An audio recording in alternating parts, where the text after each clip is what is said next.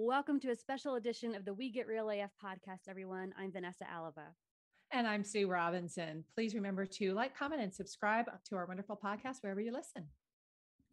In light of the harrowing events taking place in Afghanistan with the recent fall to the Taliban, Sue and I feel deep responsibility to support the women and girls that have been and will be affected by this tragic situation.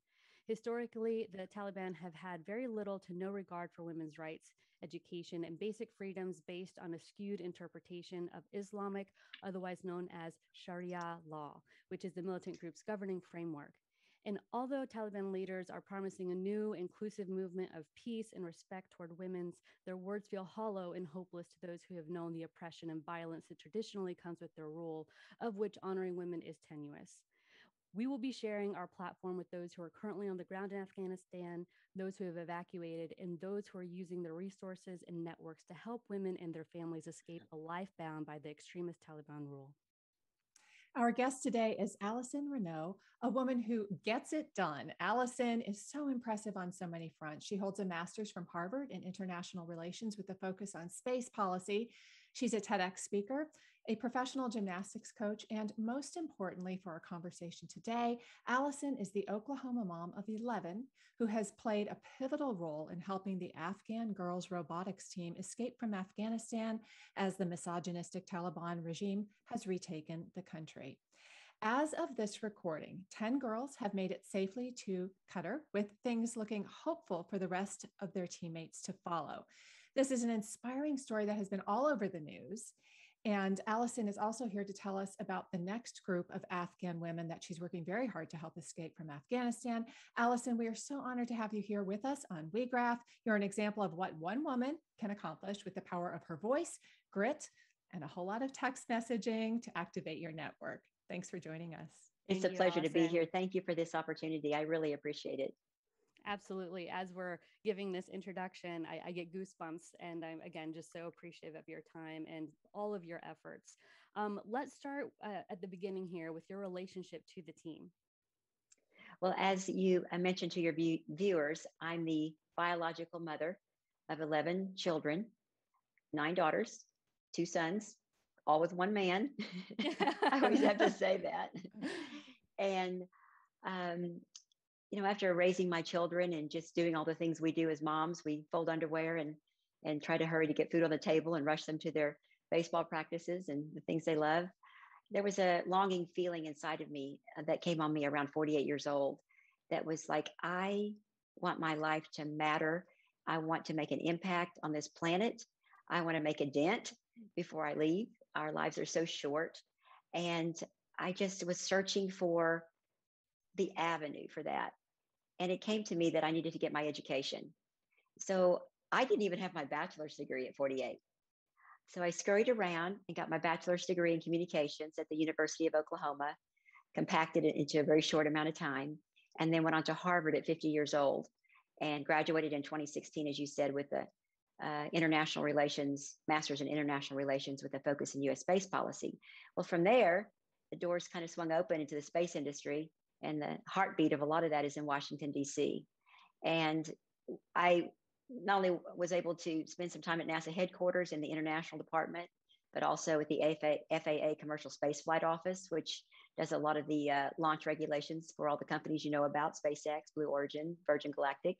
It's just been an amazing journey that sometimes I just scratch my head and say I didn't really deserve to be there. But this is for all the women. This message today is for all the women who think they're too old. There's always a second chance in life. So I just want to let everybody know, just don't give up on your dreams. Mine came to pass very late in life. But I was also invited to be part of a very prestigious organization called Explore Mars. And each year we host a conference in Washington, D.C.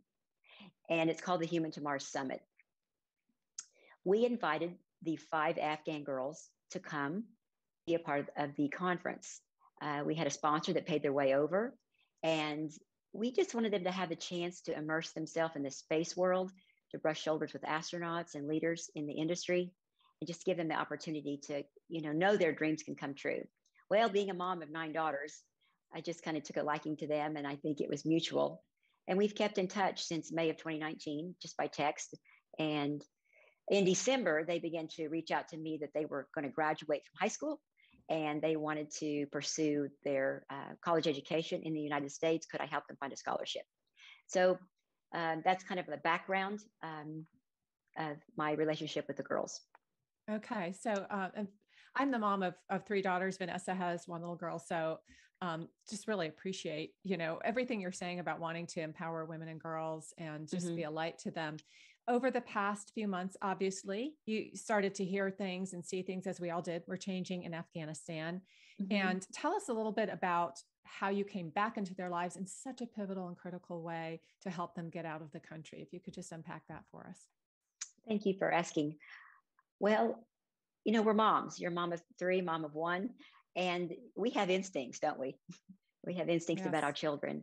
I woke up on Tuesday, August 3rd, with an overwhelming, dreadful feeling that they were in danger.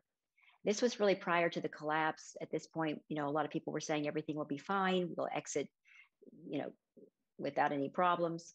But I couldn't shake it all day.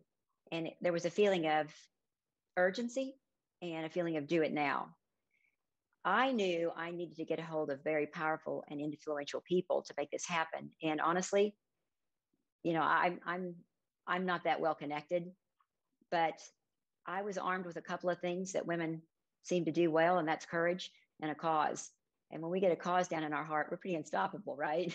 Yes. So for 2 weeks, I kept getting good leads, and then they'd go cold. Good leads, and then they'd go cold. And I reached out also to their leader and their mentor. And I was counting yesterday. There's 400 text messages between her and I before they're they were actually out. And she was working on all fronts in her lane, and I was working on all fronts in my lane in the United States. She's originally from Afghanistan and lives in New York City. So it takes a team to make the dream. And I never want to just say it was just me. It certainly wasn't at all. But we were 24/7, just trying and seeing what we could do. Finally, there's a kind of a universal law. If you're hitting a brick wall over and over again, then do something drastic, take some massive action. And sometimes the doors will open. So I decided, I bought a one-way ticket to Qatar. We seemed to have some promise that we could get them there. And I was thinking, I don't want them to arrive there alone. They're going to leave their families. They're going to leave everything behind. And I want to be there. And I want to, if I have to put pressure on somebody, I'm going to go to Qatar. So before I went, I called a friend of mine who was a former roommate in Washington, D.C. a couple of years ago. And my reason for calling her was simply, I go jogging every day. What do I wear in Doha? How do I dress? Where do I stay? And she said, well, what's going on? And I explained to her what was going on. And she said, oh, did you know I worked in the U.S. Embassy in Qatar? I said, no. She said, I have the ear of the chief of staff there. Send me the girls' information. This is an amazing group of women. We need to help them. So I got their passport information from their mentor and forwarded on to her. And she went to the embassy after hours at midnight and worked all night long until 6 a.m., putting together all of their visas, all their packets, everything they needed, and presented it to the chief of staff. And lo and behold, that little connection right there blew this thing wide open. And they activated people on the ground in Kabul. They wanted pictures of where the girls are staying. I think they were really willing to go get them. But in the meantime, my other friend who was working on her side received word from the Qatar government that they would help evacuate the girls. So it was a mad rush to the airport as the girls went with the Qatari transportation, along with the U.S. officials rushing to the airport to flank them. If something went wrong, we had two avenues working at the same time. So that's what happened. That's how the connection was made. It was just like the hand of Providence, because Vanessa and Sue, when you think about the chaotic sea of 8 million people in Kabul, not counting the refugees that were there, it happened on the days you saw those images of the overrun of the airport. And it's just unbelievable that they actually were able to get out of there at that time in particular. But hats off to the Qatari government. Wow, gave them asylum, brought them there. and put them up and are taking care of them. Absolutely. Absolutely. Oh, and so I didn't fly. I canceled my flight because my friend in the embassy said, no need, you stay on the ground, you keep the communication going. I've got this. So, but sometimes, like I said, when you take that action, suddenly something miraculous happens. And when you're chasing a dream, you've got to take those big steps. You put it out into the universe. Like this is going to happen. I know. Your persistence, passion, and drive definitely played into this. Can you elaborate a little bit? I know we mentioned the girls that have made it out. We said 10, right? And we still have a few of them still on the ground in Afghanistan. I think so. I want to say that the girls that you see sometimes in the pictures aren't necessarily the ones that got out, or they maybe the ones that did. But the team was actually made up of several girls. I don't know if it was 35, 40, or 50. I became aware that there was more as their mentor and I communicated. So I don't have an exact number, right? But I know there's process going on to get the remainder out. If they're not already out now, I'm not too sure at this point. And the reason is, as we'll talk later, is the shift in focus. As we had success with these, there's so many people that need help. Well, can you elaborate on that? I know that you had an influx of messages on social media and anybody that might have a connection to you via text as well. Other women and girls that are trying to protect themselves and their families. Can you speak on that? Yes, thank you for asking about that as well. Due to the surprise media coverage on this that I didn't expect, I began to get desperate messages from professional women, professional, educated women with families in Afghanistan that had been fired from their jobs, had received threatening letters from the Taliban, stamped and marked, multiple letters, and had to flee their homes and are in hiding in not so wonderful places. And when you see the messages I'm receiving, the fact that some are being pulled out and being shot, they're being hunted, and some are getting beat up to the point of death, you leap into action again. You start all over. And it's not the same. The interesting thing is I had to start from scratch again. I'm not the one that had the connection with the Qatari government. This is different. This is more than 200 women, not just 10. So this was a whole different request, first of all, to God. And then second, I just began to try again. And it's coming together. I keep in touch with these women every day, bring them hope, let them know they're valuable, let them know that they matter, let them know that we can get this done and we're not going to leave one of them behind. I really believe when we get this next group of women out, these women are world changers. They also will feel indebted, honestly, to share their message of hope with others and to help break the back of this oppression over women worldwide. You mentioned on our call yesterday, Allyson, that there's sort of a Schindler's List going of yes. these women that really are desperately seeking help. And I think so many of us are watching the news and wanting to help and wanting to be involved, but at the same time feeling like this feels like a half a world away, so foreign in every single way to how we think here in the US. And right. How can we help? And how can we be involved? So you're a shining example of just do it, like just go out and do it. But what are your suggestions for other folks who are listening or watching right now for how they might be able to join you in this effort? Well, I think, one thing I want to address is people may be thinking, why aren't you rescuing Americans? Because I don't know any there. And believe me, if I did, I would help. But it seems to me that my purpose must be to rescue Afghan women.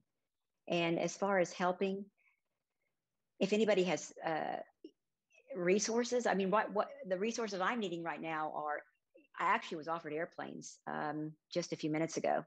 It's big things we need. We need safe passage to the airport, security, people that know how to get people from where they're hiding into the airport, and air flight them out. I have a great friend who's a NASA attorney. She's amazing, who's putting together all the passports for these professional women and compiling that. Yale Law School is also helping with all the data entry. People are leaping into action right now. I would say stay tuned. We need asylum in a country that will accept them, if anybody has any connections there. And then from there, I think when they begin to go to the countries they're in, they're going to need some financial assistance. So I might put up a donation page at that point. I do have one on my Facebook right now. It's just on my Facebook page, Allyson Reneau. I'm just a regular person. I'm not some public figure, but you'll see the link. And I haven't checked how much there is, but last time I checked, I think there was over $50,000. I won't take a penny out of that. I don't need administrative costs or of any kind, and we'll make sure those people have what they need. Allyson, what would you like to say to the servicemen and women out there right now? Thank you. Well, my oldest son, my number one, I number them, number one and number two, number three. Well, number one was on a full baseball scholarship in 2001 in college. And when 9/11 happened, he dropped that scholarship and was compelled to join the military and to join this war on terror. And he participated in this war for 7 years. And, I don't want his service and his sacrifice to be wasted. He has loss because of it, permanent loss he'll have for the rest of his life. And he's not the only one. And so I just really want to dedicate the lives of the women that I get a chance to save to all these courageous and sacrificing members of our military. I just want them to know that their labor is not in vain and their sacrifice is not wasted. Mm-hmm, indeed. Allyson, a huge part of our mission on the We Get Real AF podcast and with Mic Drop Creative, which is the company that Vanessa and I have started to support amplifying women's voices worldwide, is to really help women and people who are marginalized feel empowered to use their voices, feel empowered to make that difference, feel empowered to do what Allyson Reneau did and have that gut instinct and go, you know what, I can do something here. And you, since you are the person and you've done that, I would just like to ask what it is like to be that way, what it is like to be a person who started a movement at such a critical time, and what, how you help other people, could you pour into other people to be that way? And then just in general, what do you want to say to the world about the potential that women and girls bring and why we need to really elevate their voices in places like Afghanistan and around the world? There's a couple of reasons. One, I think when women are in leadership, they bring we love the brothers, we love the men. We're not feminists here. We appreciate them too. But when you eliminate the women from the picture or don't allow them to become the best version of themselves, you're eliminating 50% of your manpower to get a job done. And because we're hardwired with maternal instincts and compassion, we also bring that into our leadership skills as we are charged to do something. I think also that it's normal for us to feel unqualified, to feel awkward, to feel like we're not good enough. And even when you feel those voices, and the voice of fear, I think you got to press on anyway, because there is a higher power that will help your dreams come true. I always say to my kids, God will meet you halfway. You got to do your part. Well, we are in awe of your inspiring story, the things that you continue to do. We wish you an abundant amount of luck and support from everyone. And we urge anyone that's listening to please step up to the plate. If there's anything that you can do in those areas that Allyson pointed out, safe passage to the airport, expediting of any type of visas and passports and minutia, red tape. In that regard, please reach out to us. And we're happy to reach out to Allyson and make that connection. We just want to help in any way we can. So we encourage everyone else to do the same. 100%. Thank you so much. Also want to add, because I know a lot of the women that you're working to help right now are in the legal profession over there, that I know that there are bar associations and legal organizations here in the US that might want to help with visa processing and things like that as well. So that's just an idea that I'm putting out there for anybody who might be listening who can help in that regard. And yes, please stay in touch with us, Allyson. And thank you so much for your time today and for what you're doing. It does take a village, doesn't it? Absolutely. Absolutely. All right. Well, thank you, ladies, so much for all that you do and for empowering women. And we're just getting started. started, and we're going to break the back of this thing worldwide now. Okay. So we'll all team together and support each other. And you're very appreciated. Thank you. Thank you. God bless.